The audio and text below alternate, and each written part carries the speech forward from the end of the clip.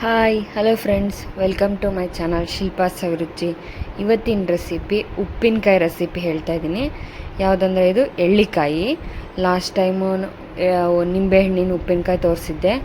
ಎಳ್ಳಿಕಾಯಿ ಇದೆ, ಅದಕ್ಕೆ ಉಪ್ಪಿನಕಾಯಿ ರೆಸಿಪಿ ಹೇಳ್ತಾ ಇದ್ದೀನಿ.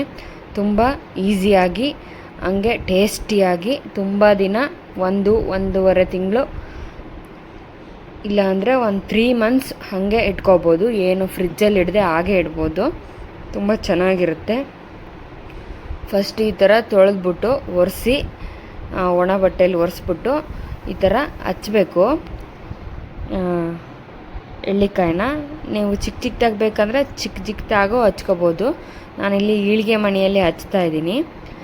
ಮತ್ತು ಬೇಕಂದರೆ ನೀವು ಚಾಕುನಲ್ಲೂ ಹಚ್ಬೋದು. ಹುಳಿ ಎಲ್ಲ ವೇಸ್ಟ್ ಆಗಿಬಿಡುತ್ತೆ ಅಂತೇಳ್ಬಿಟ್ಟು ನಾನು ಈ ಥರ ತಟ್ಟೆನ ಈಳಿಗೆ ಮಣೆ ಕತ್ತಿ ಅಂತಾರಲ್ಲ ಅದರಲ್ಲಿ ಕೆಳಗೆ ಒಂದು ತಟ್ಟೆ ಇಟ್ಬಿಟ್ಟು ಅದರಲ್ಲಿ ಈಳಿಗೆ ಮಣೆಯಲ್ಲಿ ಹಚ್ತಾ ಇದ್ದೀನಿ. ಈ ಥರ ಚಿಕ್ಕದಾಗಿ ಹಚ್ಚಿ ಉಪ್ಪು ಹಾಕ್ಬಿಟ್ಟು ಈ ಗ್ಲಾಸ್ ಇದೆಯಲ್ಲ, ಗಾಜಿಂದು ಶೀಶ ಅದರಲ್ಲಿ ಇಡಬೇಕು. ಉಪ್ಪು ಹಾಕ್ಬಿಟ್ಟು ಬೀಜ ತಕ್ಕೊಂಡು ಹಾಕಬೇಕು, ಇಲ್ಲಾಂದರೆ ಬೀಜ ಉಪ್ಪಿನಕಾಯಿ ತಿನ್ನುವಾಗ ಹಾಗೆ ಸಿಕ್ಬಿಡುತ್ತೆ. ಬೀಜ ಹಾಗೆ ನೋಡ್ತಾ ತೆಗೆದು ಶೀಶದಲ್ಲಿ ಹಾಕಿ ಒಂದು 4ರಿಂದ 5 ದಿನ ಇಟ್ಟರೆ ಸಾಕು. ಆಮೇಲೆ ಡೈಲಿ ಇದನ್ನು ಒಂದು ಸ್ಪೂನ್ ತಗೊಂಡು ಮಿಕ್ಸ್ ಮಾಡಬೇಕು. ಎಷ್ಟು ಮೇಲಿಂದ ಕೆಳಗಿಂದ ಮೇಲೆ ಹಾಕಿ ಮಿಕ್ಸ್ ಮಾಡಬೇಕು. ಇಲ್ಲಾಂದರೆ ಈ ರೀತಿ ಆದರೂ ಮಿಕ್ಸ್ ಮಾಡ್ಬೋದು. ಇವಾಗ ಉಪ್ಪಿನಲ್ಲಿ ಚೆನ್ನಾಗಿ ಕಳ್ತಿದ್ದಾವೆ ಎಳ್ಳಿಕಾಯಿ. ಉಪ್ಪಿನಕಾಯಿ ಹಾಕೋದು ಹೇಗೆ ಅಂತ ನೋಡೋಣ. ನೋಡಿ, ಸ್ವಲ್ಪ 1/4 ಚಮಚ ಆಗೋಷ್ಟು ನಾನು ಮೆಂತ್ಯ ತಗೊಂಡಿದ್ದೀನಿ ಘಮಕ್ಕೆ. ಮತ್ತು ಒಂದು 3 ಟೇಬಲ್ ಸ್ಪೂನು ಜೀರಿಗೆ ಮತ್ತು ಸಾಸಿವೆ ಹಾಕಿ ಡ್ರೈ ರೋಸ್ಟ್ ಮಾಡಬೇಕು. ಡ್ರೈ ರೋಸ್ಟ್ ಮಾಡಿಬಿಟ್ಟು ಇದನ್ನು ಸ್ವಲ್ಪ ತಣ್ಣಗೆ ಆಗಿಬಿಟ್ಬಿಟ್ಟು ಪೌಡ್ರ್ ಮಾಡಿ ಸೈಡಲ್ಲಿ ಎತ್ತಿಟ್ಕೊಳ್ಳೋಣ. ಅದಕ್ಕೂ ಮೊದಲು ಯಾರ್ಯಾರು ಫಸ್ಟ್ ಟೈಮ್ ನಮ್ಮ ಚಾನಲ್ ನೋಡ್ತಾ ಇದ್ದೀರೋ ನಮ್ಮ ರೆಸಿಪಿನ, ಅವರು ನಮ್ಮ ಚಾನಲ್ಗೆ ಸಬ್ಸ್ಕ್ರೈಬ್ ಮಾಡಿ ಮರಿಬೇಡಿ.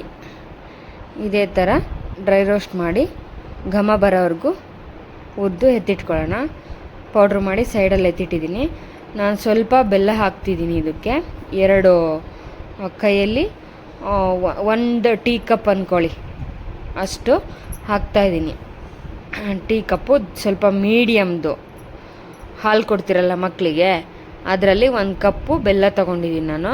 ಅದನ್ನು ನೀರಲ್ಲಿ ಹಾಕಿ ಕುದಿಸಿ, ನಾನು ಈ ಥರ ಯಾಕೆ ಹಾಕ್ತಿದ್ದೀನಿ, ನೀವು ಫೈನ್ ಬೆಲ್ಲ ಆದರೆ ಪೌಡ್ರ್ ಬೆಲ್ಲ ಚೆನ್ನಾಗಿರೋದು ಹಾಗೆ ಹಾಕ್ಬೋದು. ಹಂಗೆ ಒಗ್ಗರಣೆಗೆ ಹಾಕಿ ಹಂಗೆ ಬೇಯಿಸ್ಬೋದು. ಈ ಥರ ಹಾಕೋದ್ರಿಂದ ಬೆಲ್ಲದಲ್ಲಿರುವಂತಹ ಮರಳು ಆಮೇಲೆ ಕಡ್ಡಿ ಎಲ್ಲ ಇರುತ್ತಲ್ಲ ಅದೆಲ್ಲ ನಾನು ಫಿಲ್ಟ್ರ್ ಮಾಡಿ ಸೋಸ್ತೀನಿ. ನೋಡಿ, ಇವಾಗ ಒಗ್ಗರಣೆ ಹಾಕೋಣ. ಉಪ್ಪಿನಕಾಯಿಗೆ ಫಸ್ಟು 2ರಿಂದ 3 ಟೇಬಲ್ ಸ್ಪೂನು ಶೇಂಗಾ ಎಣ್ಣೆ ಅಥವಾ ಕೊಬ್ಬರಿ ಎಣ್ಣೆ, ಯಾವುದೇ ಅಡುಗೆ ಎಣ್ಣೆ ಆದರೂ ಹಾಕ್ಬೋದು. ಅದು ಹಾಕ್ತಾಯಿದ್ದೀನಿ. ಹಾಕಿ ಎಣ್ಣೆ ಚೆನ್ನಾಗಿ ಕಾದಿದೆ. ಇವಾಗ 1 ಟೇಬಲ್ ಸ್ಪೂನು ಜೀರಿಗೆ ಮತ್ತು ಸಾಸಿವೆ ಹಾಕಿ 1 ಬೆಳ್ಳುಳ್ಳಿ ಹಾಕ್ತಾಯಿದ್ದೀನಿ, ಸುಲಿದ್ಬಿಟ್ಟು ಜಜ್ಜಿರೋ ಅಂಥದ್ದು. ಆಮೇಲೆ 1 ಕಡ್ಡಿ ಕರಿಬೇವು, ಮತ್ತು ಸ್ವಲ್ಪ ಹಿಂಗು.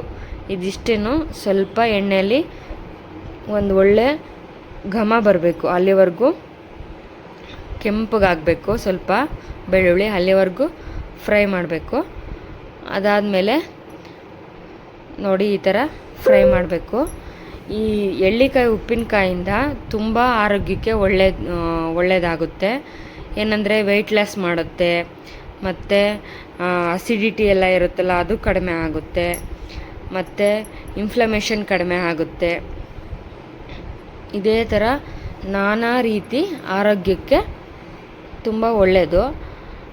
ಮತ್ತು ಸ್ವಲ್ಪ ನಾನು ಇಲ್ಲಿ ಅರಿಶಿನ ಪುಡಿ ಮತ್ತು ಖಾರಕ್ಕೆ ಅನುಗುಣವಾಗಿ ಒಂದು 3ರಿಂದ 4 ಟೇಬಲ್ ಸ್ಪೂನು ಖಾರದ ಪುಡಿ ಹಾಕಿದ್ದೀನಿ. ನೋಡಿ, ಇವಾಗ ಈ ಥರ ಆಗಿದೆ ಬೆಲ್ಲದ್ದು. ಅದನ್ನೇನು ಪಾಕ ಮಾಡಬೇಕು ಅಂತ ಏನಿಲ್ಲ, ಸ್ವಲ್ಪ ಬೆಲ್ಲ ಕರಗಿಸ್ಬಿಟ್ಟು ಈ ಥರ ಸೋಸಿ ಹಾಕಿದ್ರೆ ಸಾಕು. ಇದನ್ನು ಕಡಿಮೆ ಉರಿನಲ್ಲಿಟ್ಕೊಂಡು ಒಂದು 2 ನಿಮಿಷ ಈ ಥರ ಗುಳ್ಳೆ ಬರುತ್ತೆ. ಆಮೇಲೆ ಆಫ್ ಮಾಡಬೇಕು. ಸ್ಟವ್ ಆಫ್ ಮಾಡಿಬಿಟ್ಟು ಎಳ್ಳಿಕಾಯಿ ಎಲ್ಲ ಕಳ್ತಿರುತ್ತಲ್ಲ ಚೆನ್ನಾಗಿ, ಅದನ್ನು ಇದರಲ್ಲಿ ಹಾಕಿ ಚೆನ್ನಾಗಿ ಮಿಕ್ಸ್ ಮಾಡಬೇಕು. ಉಪ್ಪು ಖಾರ ಎಲ್ಲ ಬೆಲ್ಲ ಎಲ್ಲ ಹಾಕಿರ್ತೀವಲ್ಲ, ಅದು ಚೆನ್ನಾಗಿ ಬೆರೆಯೋ ಥರ ಒಂಥರ ಮಿಕ್ಸ್ ಮಾಡಬೇಕು ಒಂದು ಸಲ. ನೋಡಿ ಇವಾಗ ಹಾಕ್ತಾಯಿದ್ದೀನಿ. ಈ ಥರ ಕಳ್ತಿರ್ಬೇಕು ಚೆನ್ನಾಗಿ, ಆವಾಗ ಟೇಸ್ಟ್ ಚೆನ್ನಾಗಿ ಬರುತ್ತೆ. ಕಳ್ದ ಮೇಲೆ ಹಾಕಿದರೆ ಟೇಸ್ಟು ಉಪ್ಪಿನಕಾಯಿದು ಚೆನ್ನಾಗಿ ಬರುತ್ತೆ, ಸಾಫ್ಟಾಗಿರುತ್ತೆ. ಈ ಥರ ಹಾಕಿ ಮಿಕ್ಸ್ ಮಾಡಿಬಿಟ್ಟು ಒಂದು ಕುದಿ ಕುದಿಸ್ಬೇಕು. ಬೇಕಂದರೆ ಇನ್ನೂ ಸ್ವಲ್ಪ ಖಾರದ ಪುಡಿ ಮತ್ತು ಉಪ್ಪು ಆ್ಯಡ್ ಮಾಡ್ಕೋಬೋದು. ಉಪ್ಪಿನಕಾಯಿಗೆ ಜಾಸ್ತಿ ಉಪ್ಪು ಮತ್ತು ಖಾರ ಇದ್ರೇ ಅದು ಉಪ್ಪಿನಕಾಯಿ ಅನ್ಸ್ಕೊಳ್ಳೋದು. ನೋಡಿ ಇವಾಗ ನಾನಿವಾಗ ಪೌಡ್ರ್ ಮಾಡಿಟ್ಟಿದ್ದೀನಲ್ಲ ಸಾಸಿವೆ ಮತ್ತು ಮೆಂತ್ಯ, ಅದನ್ನು ಹಾಕ್ತಾಯಿದ್ದೀನಿ. ಇದನ್ನು ಹಾಕಿ ಚೆನ್ನಾಗಿ ಮಿಕ್ಸ್ ಮಾಡಬೇಕು. ಎಲ್ಲ ಉಪ್ಪು ಖಾರ ಎಲ್ಲ ಚೆನ್ನಾಗಿ. ಈ ಉಪ್ಪಿನಕಾಯಿನ ಸೂಪರ್ ಟೇಸ್ಟಿ ಆ್ಯಂಡ್ ಹೆಲ್ತಿ ಉಪ್ಪಿನಕಾಯಿ ಅಂತಲೂ ಹೇಳ್ಬೋದು. ತುಂಬ ಈ ಎಳ್ಳಿಕಾಯಿ ಉಪ್ಪಿನಕಾಯಿಂದ ಬೆನಿಫಿಟ್ಸ್ ಇದೆ. ಅದೇನಪ್ಪ ಅಂದರೆ ಜೀರ್ಣಕ್ರಿಯೆ ಸುಧಾರಿಸುತ್ತೆ ಮತ್ತು ತೂಕನೂ ಇಳಿಸುತ್ತೆ, ರೋಗ ನಿರೋಧಕ ಶಕ್ತಿಯನ್ನು ಹೆಚ್ಚಿಸುತ್ತೆ. ಏನಪ್ಪ ಅಂದರೆ ಇದರಲ್ಲಿ ವಿಟಮಿನ್ ಸಿ ಹೆಚ್ಚಿದೆ ಈ ಎಳ್ಳಿಕಾಯಿನಲ್ಲಿ. ಹಾಗೆ ಬೇಸಿಗೆ ದಿನಗಳಲ್ಲಿ ಇದ್ರ ಜ್ಯೂಸ್ ಮಾಡಿಕೊಂಡು ಕುಡಿತಾರೆ. ನೋಡಿ ಮತ್ತೆ ಸ್ವಲ್ಪ ಉಪ್ಪನ್ನು ಆ್ಯಡ್ ಮಾಡ್ತಾಯಿದ್ದೀನಿ. ತುಂಬ ಟೇಸ್ಟಿಯಾಗಿರುತ್ತೆ. ಈ ರೆಸಿಪಿ ನಿಮ್ಗೆ ಇಷ್ಟ ಆದರೆ ಲೈಕ್ ಮಾಡಿ, ಶೇರ್ ಮಾಡಿ, ಸಬ್ಸ್ಕ್ರೈಬ್ ಮಾಡಿ. Thank you all.